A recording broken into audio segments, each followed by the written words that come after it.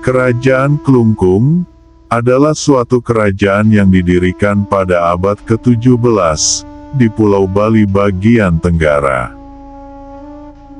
Kerajaan ini juga menguasai pulau-pulau di lepas pantai Selat Badung, yaitu Nusa Ceningan, Nusa Lembongan, dan Nusa Penida. Para raja yang memerintah Klungkung dianggap sebagai penguasa tertinggi di Pulau Bali dan Lombok, bergelar Sesuhunan Gumi Bali lan Lombok.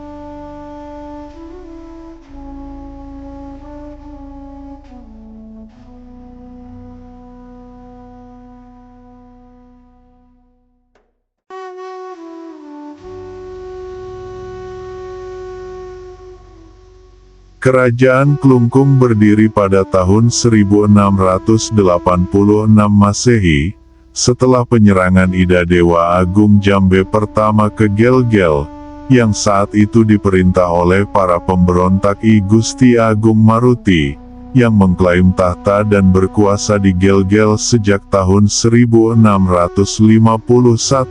sampai 1686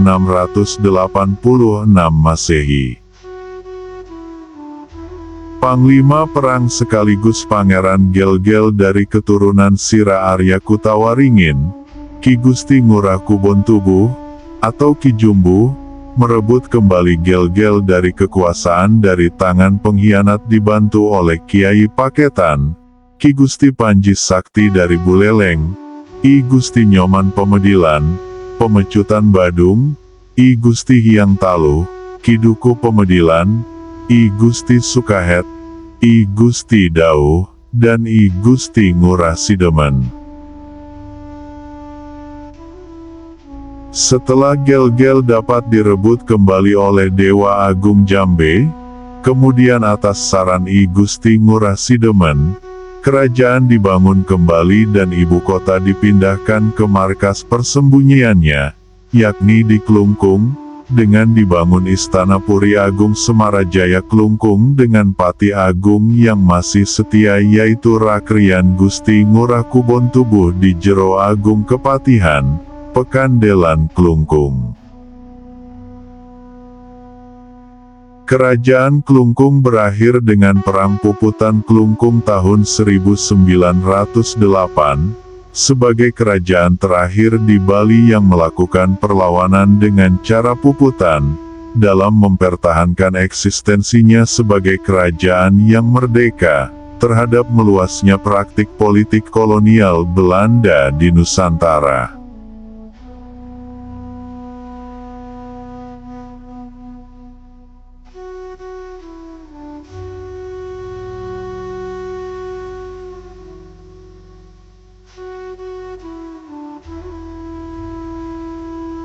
Kerajaan Klungkung merupakan kerajaan agraris, di mana sebagian besar masyarakatnya bekerja sebagai petani, pelaut, dan peternak.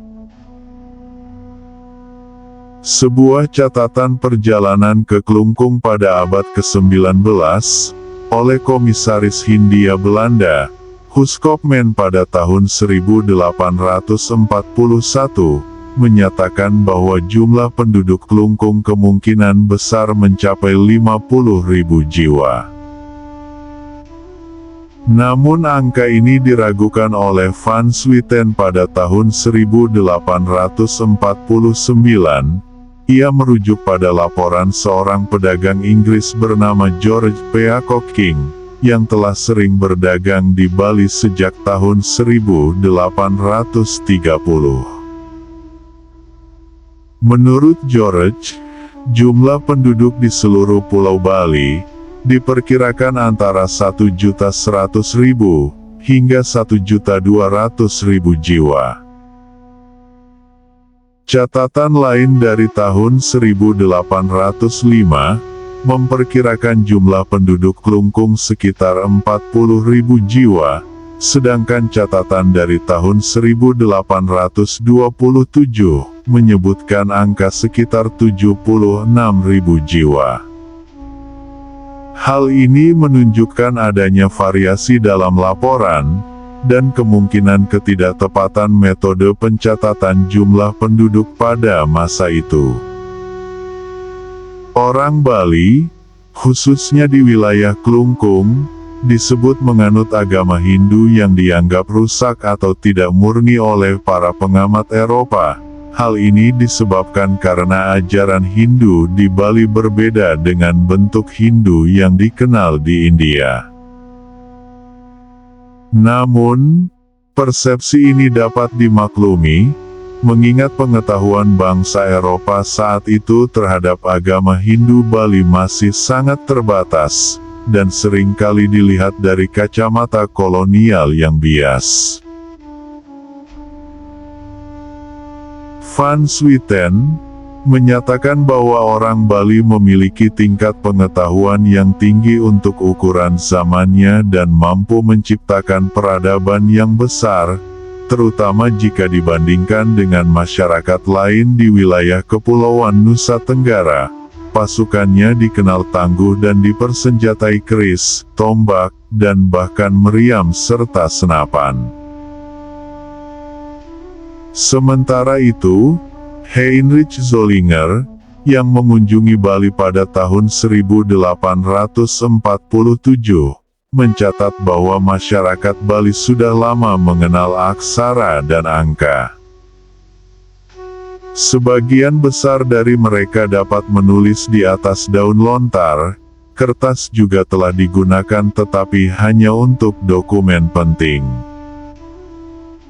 Zollinger juga mencatat bahwa perempuan Bali memiliki kemampuan berhitung yang baik dan memainkan peran penting dalam aktivitas ekonomi di pasar. Sementara itu, kaum laki-laki umumnya bekerja di ladang, beternak, melaut, dan menjadi perajin.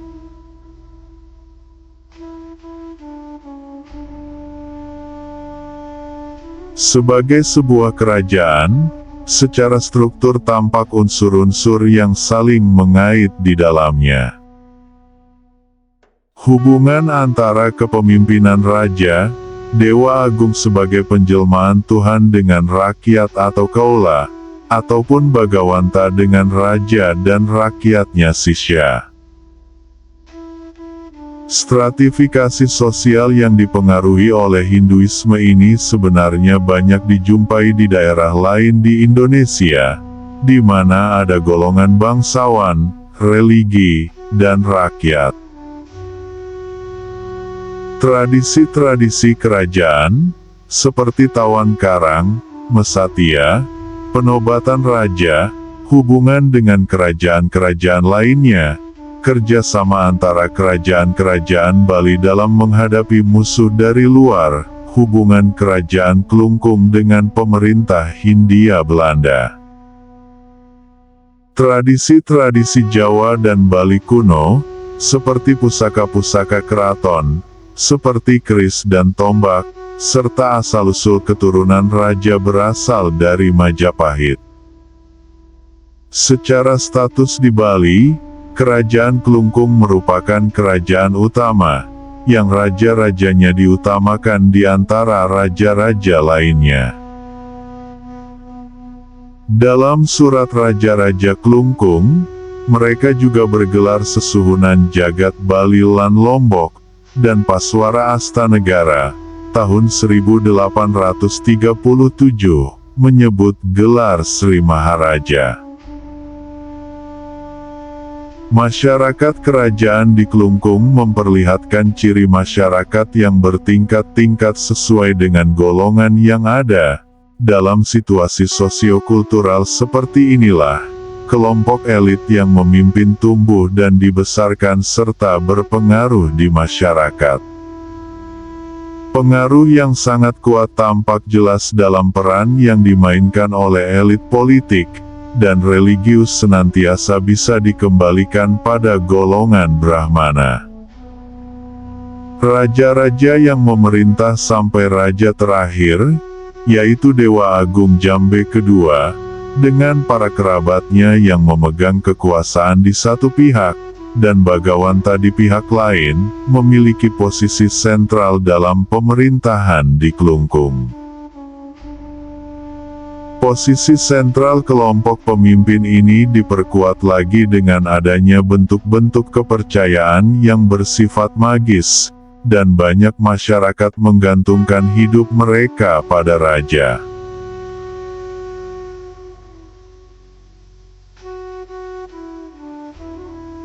Dalam bidang ekonomi, Kerajaan Klungkung memperoleh pendapatan dari berbagai sumber, seperti pajak, cukai, denda, dan perdagangan dengan kerajaan-kerajaan lain.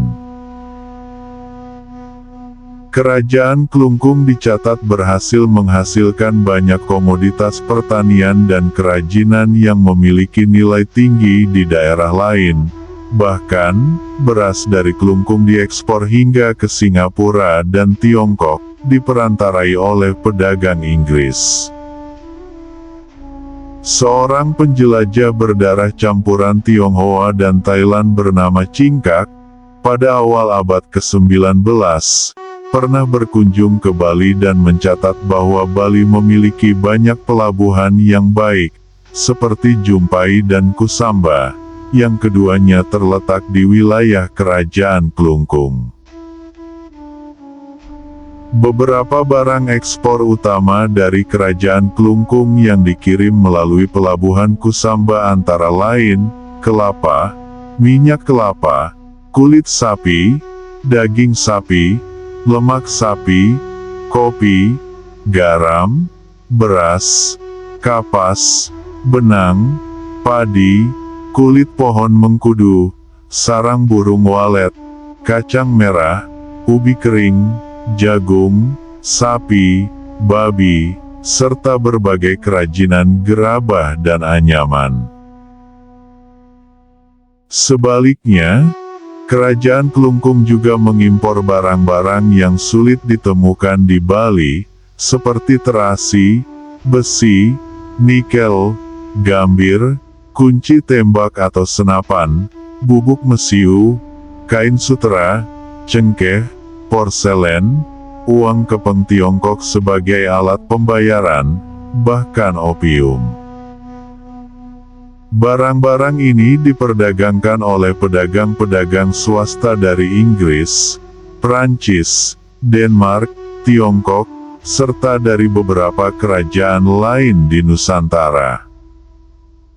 Kusamba saat itu dianggap sebagai salah satu pelabuhan tersibuk di Klungkung, dan telah dikenal sejak masa Kerajaan Gel-Gel, dengan nama Kasumba.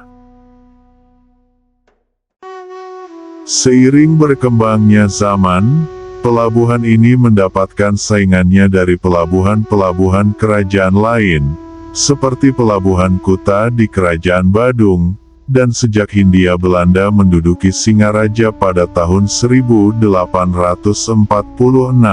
para pedagang lebih memilih untuk singgah di sana. Sebelum itu, pada tahun 1842, Raja Dewa Agung Putra II sempat merencanakan kerjasama dengan pihak Belanda untuk memperbaiki pelabuhan Kusamba agar setara dengan pelabuhan di Surabaya, mengingat letak Klungkung yang sangat strategis, yakni berdekatan dengan 3 ibu kota kerajaan lain, Bangli, Gianyar, dan Amlapura. Namun, rencana ini tidak pernah terrealisasi karena memburuknya hubungan antara Kerajaan Klungkung dan Belanda, terutama menjelang konflik besar pada tahun 1849. Di sektor pertanian, Kerajaan Klungkung mengembangkan sistem subak secara baik dengan membangun bendungan di 3 sungai besar, Bubuh, Jinah, dan Unda. 3 bendungan utama yang dibangun adalah Bendungan Bajing, Cau, dan Sampalan. Berkat infrastruktur ini, Klungkung mampu memanen padi 2 hingga 3 kali setahun, dan menanam tanaman selingan seperti kopi, kapas sebanyak 2 kali. Penataan wilayah kerajaan juga dilakukan secara terorganisasi, di mana setiap daerah memiliki keunggulan masing-masing. Daerah Dawan dan Banjarangkan dikenal sebagai penghasil padi, jagung, kedelai, ketela, dan berbagai tanaman selingan. Nusa Penida terkenal sebagai penghasil padi gagah, ikan, garam, dan rumput laut. Garam Kelungkung bahkan dianggap sebagai yang terbaik pada masa itu, dan dapat ditemukan di berbagai wilayah, seperti Kusamba, Pesinggahan, Jungut Batu, Kutampi, dan Batu Nunggul, menunjukkan Kelungkung berhasil mengeksploitasi potensi wilayahnya secara maksimal. Selain pertanian dan perdagangan, Kelungkung juga terkenal dengan industri kerajinan. Perajin emas, perak, tembaga, besi, perhiasan, alat, dan senjata banyak ditemukan di daerah Kamasan, Sangging, Budaga, Kusamba, dan Semarapura. Perajin gamelan terdapat di Tihingan, sedangkan gerabah dan anyaman diproduksi di Tojan dan Kemoning. Produksi minuman keras tuak dan gula aren berasal dari daerah Dawan. Hasil-hasil kerajinan dan olahan ini diekspor melalui pelabuhan Kusamba. Berkat hal ini, pada abad ke-19, masyarakat kerajaan Kelungkung saat itu dicatat mampu untuk membayar pajak sebanyak 2 gulden per tahun, di mana 1 gulden setara dengan 700 uang kepeng, atau masyarakat Bali menyebutkan pisbolong.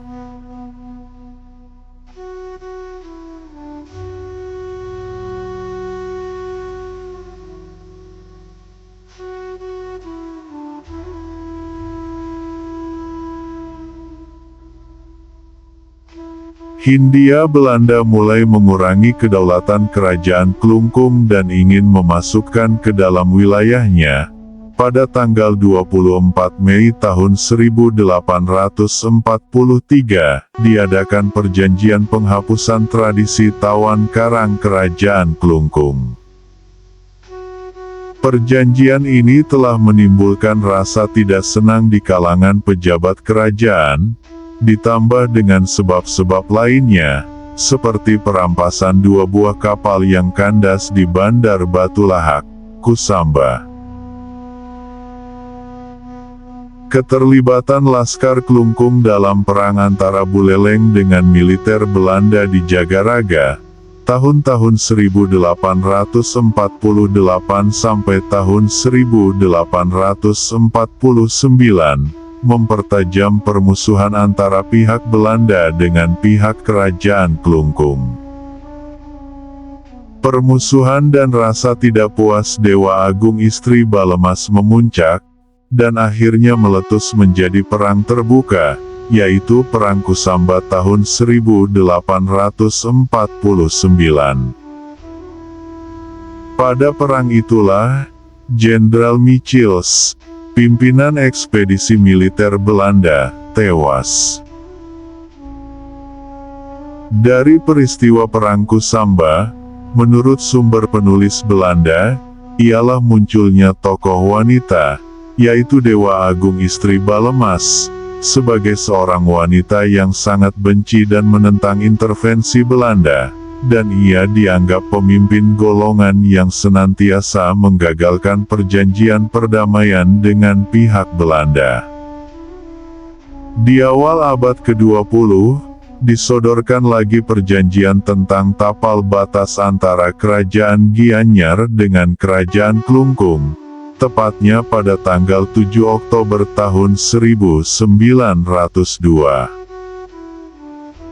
Setelah penandatanganan perjanjian tapal batas, timbul perselisihan antara Kerajaan Kelungkung dengan Gubernemen mengenai daerah Abean Semal, vasal Kerajaan Kelungkung, yang berada di daerah Kerajaan Gianyar. Dukungan Raja Klungkung dilakukan semasa meletusnya Perang Puputan di Kerajaan Badung, tahun 1906. Perjanjian tanggal 17 Oktober tahun 1906, tentang kedaulatan gubernemen atas Kerajaan Klungkung, telah menurunkan status kenegaraan dan politik Kerajaan Klungkung sebagai sesuhunan Raja-Raja Bali.